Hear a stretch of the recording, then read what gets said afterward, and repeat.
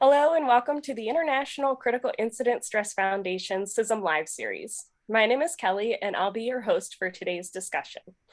We are so excited to offer this YouTube live series and resources to our viewers for free. We are currently in the process of planning for 2022 and all of the discussions that we have coming up. This is where we are looking for your input. If you have a few minutes, please click on the link in the description below and fill out the survey for this series and let us know what topics you'd like to see discussed next year. Today, we're joined by guest speaker Braxton Morrison, who is co-founder, president, and team coordinator for the Benton County Critical Incident Stress Management CISM team. Braxton is certified as a trauma services specialist through the Association of Traumatic Stress Specialists, a nationally registered paramedic, and he's a certified law enforcement officer in the state of Iowa. Welcome, Braxton. Thank you, Kelly. It's good to be here. So today we're going to be discussing the creation of your CISM team within the state of Iowa and the importance of having a CISM or peer support team for your area or agency. So Braxton, what made you decide to create a CISM team for your area? Well, Kelly, it started when a coworker of mine who is another first responder, we work on an EMS service together still currently, and she had actually ended up taking your guys' class 3-day course before I did, and she was talking about it to me, and I became very interested in it, and I ended up attending your 3-day training as well. We then very loosely kind of conducted a few random interventions together throughout the next year or so. And then we really took a look at our county and realized that no one else was doing this. And we have probably several hundred responders within our county. And we really wanted to be a change as to how responders were dealing with traumatic and critical incidents. So they weren't going home and dealing with these incidents negatively, and that they had a way to effectively process this trauma in a safe space. So after we realized that no one was doing this and that we were going to be the people to do it, we decided in 2020 that it was time to formalize our team and go along with protocols, bylaws, and a nonprofit organization. Because we wanted to be that space for people to be able to process these incidents. Yeah, I think that that's very important. So I think you touched upon this a little bit, but if you can kind of expand upon it, why was creating a CISM team important for your specific area? I'm also, in addition to the critical incident stress management things I do, I'm a big advocate for mental health, certified mental health first aid instructor, member of NAMI.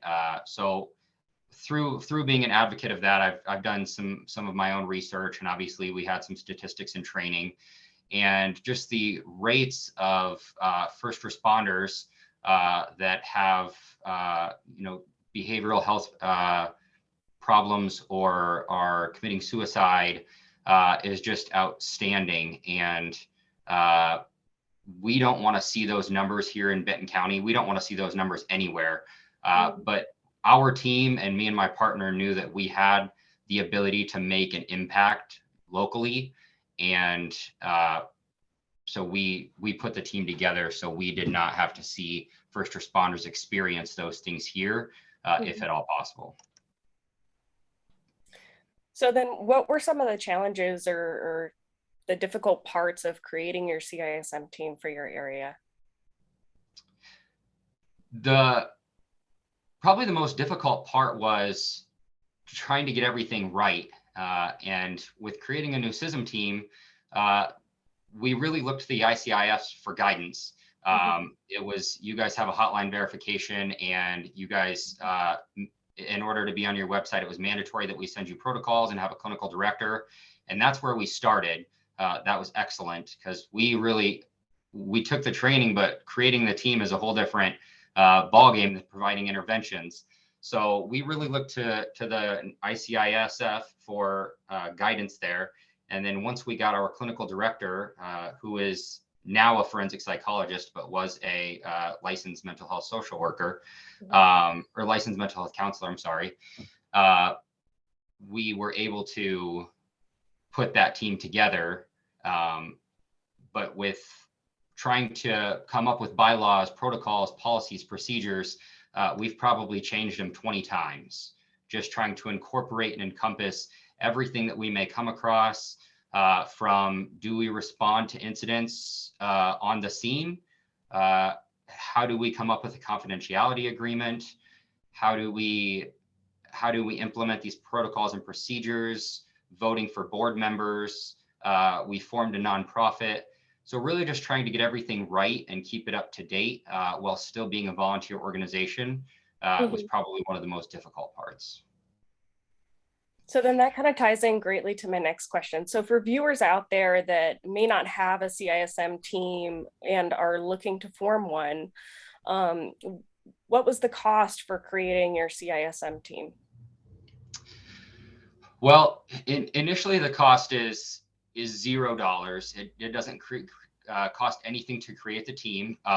Officially with ICISF, we had to email a document stating that we had a clinical director and who our coordinators were, how to contact us, emergency information, etc. So that was relatively easy, but it was a very good starting point that we worked off of to build our documents. However, there are a lot of associated costs, if possible, that we're actually still working toward.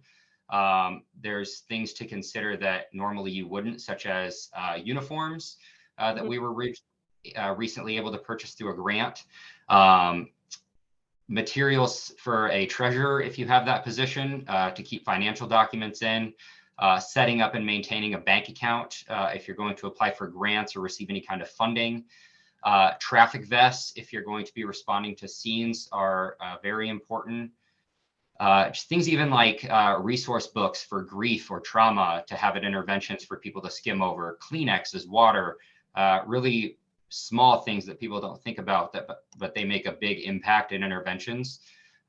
So it's really hard to say how much is the cost to start one, because it's really free to start a team. It didn't cost us anything. But to be an effective and efficient team, I think there are associated costs, and it really just depends how much you want to put into it. Well, and from my understanding as well, each agency or organization is different with regard to how they form those CISM or peer support teams. So like you said, it really depends on their budget and what they're hoping to accomplish when responding. So how was your specific CISM team funded? We recently received a grant from a local hospital. It's a rural emergency services grant.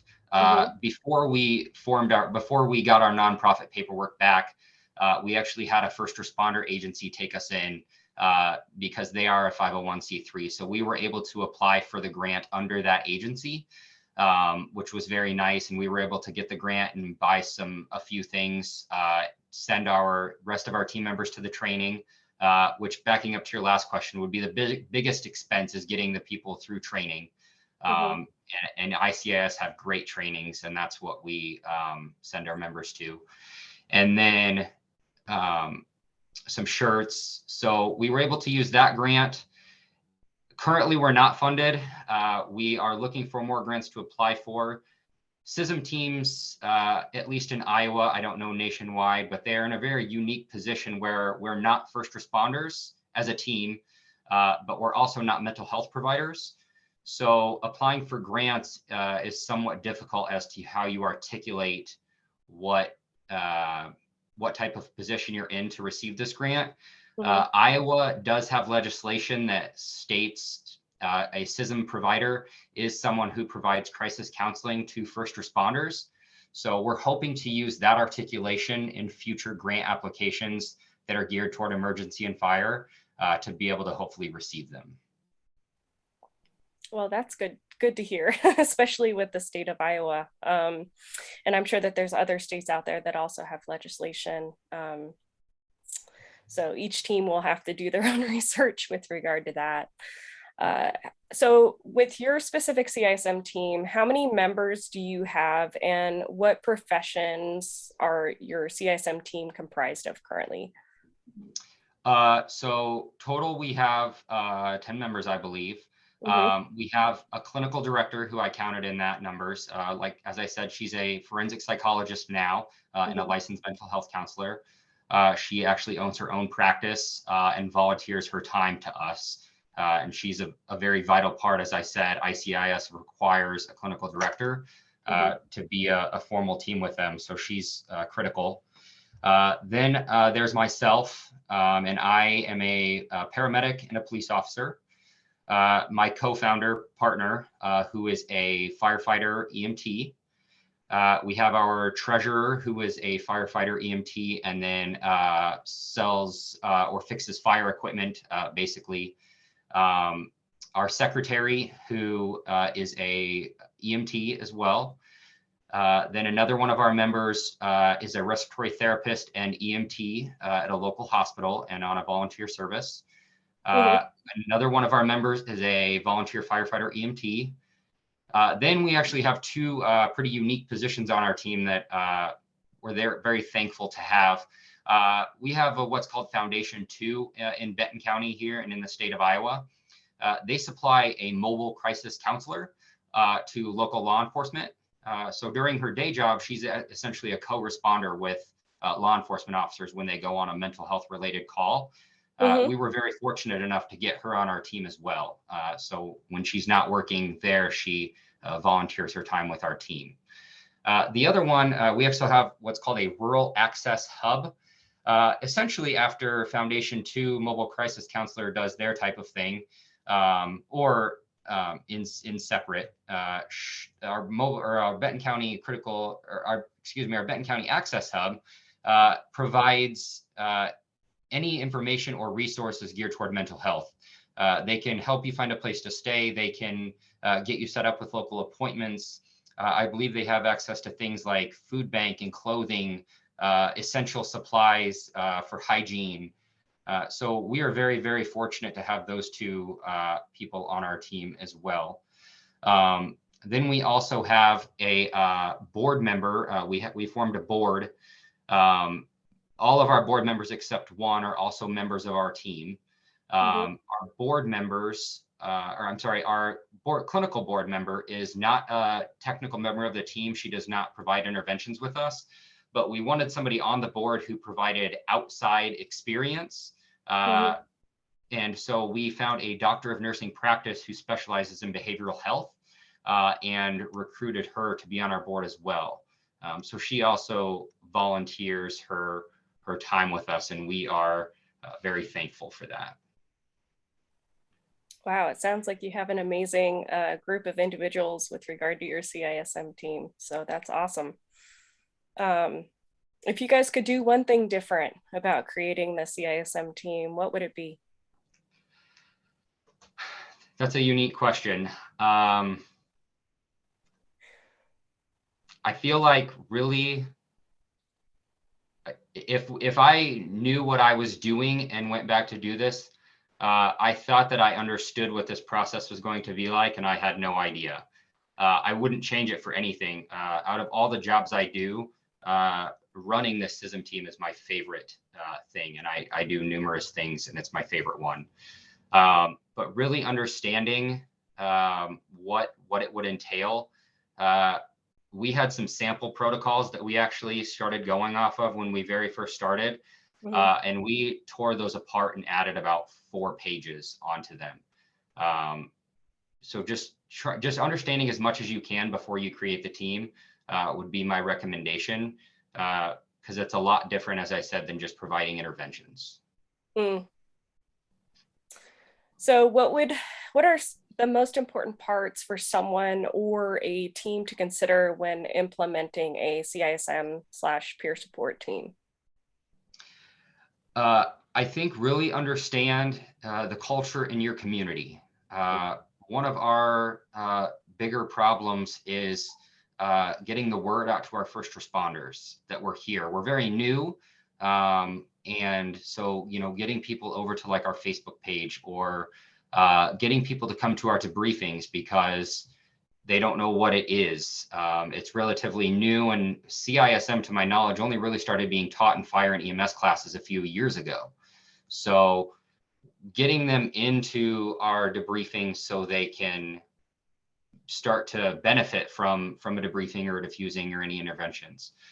If you're starting a team, find out when your local EMS meetings are or your local fire meetings. Go into your police departments. Your job as creating a team and providing interventions is not going to be effective if no one is there. So really, if you're planning on starting one, think now about how you can get the word out about your team so that people do come to your interventions and benefit from them. Have you seen an impact within agencies or your community since forming the CISM team? And can you touch upon some examples? Absolutely. Yeah, we have a few agencies that utilize us more than others. And since they've started utilizing us, as I said, they call us more than other teams, and they'll even consult with us if they're not sure. And we can tell them, it's kind of up to you guys, or we definitely think this should require an intervention. If they're not sure, they'll call and reach out. Whereas others will wait, a week or 2 weeks before they realize that there is a problem and maybe should have addressed it a little sooner. So just getting the word out with the people that have attended interventions and debriefings, they're already seeing a huge impact and utilizing us a lot sooner than agencies we've seen that have not utilized us yet. And people call my team members and myself or talk to us on the street or at the first responder stations and tell us that they have seen an impact and that they're now dealing with incidents differently after the fact than they used to with maybe negative coping mechanisms or ones that are not effective. They're now doing other things that are a lot better for their overall wellness. Well, that's awesome to hear. I'm glad to see that creating the CISM team specifically for your area has made a positive impact. So if our viewers want to know more about your CISM team, where can they go? Who should they reach out to? So we do have a Facebook page, as I've mentioned, the Benton County Critical Incident Stress Management Team. And Benton is B as in boy, E-N-T-O-N. So they can go there. You can also message us through that Facebook page if you would like, and you can get in touch with us that way. If you'd like to reach out and speak to me directly, you can call the Benton County Sheriff's Office at 319-472-2337. Again, my name is Braxton Morrison. Just ask for me or tell them that you'd like to speak to someone on the CISM team, and they'll refer your number to me or your email or whatever information you give them, and I would be happy to get a hold of you. And we'll make sure. We also do have an email. If you'd like to email us directly, it is Benton County COCISM at gmail.com. Yeah, we'll make sure to direct link all of those down in the description below today. So be sure to click on all the links and reach out if you would like to learn more about their CISM team. So other than that, I just want to say thank you so much for joining me today for this discussion. It's been really informational for me, as well as I'm sure much of our viewers. Braxton did mention that we do offer our core courses remotely currently through our live training, as well as our asynchronous online course programs. If you guys would like to learn more about our core courses, which is assisting individuals in crisis and group crisis intervention, you can click the link in the description below, or just visit our website at ICI.org. If you've enjoyed our discussion today and would like to learn more about how to form a CISM peer support team in your area, you can actually visit our website by clicking the link in the description or visit ICISF.org/sections/CISM-teams. And if you'd like to view the Benton County CISM team procedures and guidelines that they've thoughtfully put together, you can actually consider joining as an ICISF member. We have updated policies, procedures, and guidelines from many different CISM peer support teams worldwide. To learn more, you can visit our website or click the link below to join ICISF membership today. We also offer a variety of resources for CISM teams through our resources page of our website, as well as the ICISF app. I've linked both websites below for you guys to check out. Through the ICISF app, you can purchase digital ICISF quick reference cards, a CISM step-by-step guide, and even digital wellness resources. The best part is that you can save all of these resources right to your personal devices to have them on hand when you're out in the field or get called to a scene. Through our resources section of the website, you can also download handouts, watch podcasts, view and download pandemic resources, and even watch our other CISM Live series discussions, all for free. So I'll make sure to link both of those things down below in the description. Again, thank you for joining me for this discussion to talk about your CISM team in Iowa and to talk about some of the positive impacts you made for your area. Again, if you've enjoyed our discussion today, make sure to give this video a thumbs up or even leave a comment down below. Thank you so much, and we'll see you guys next time.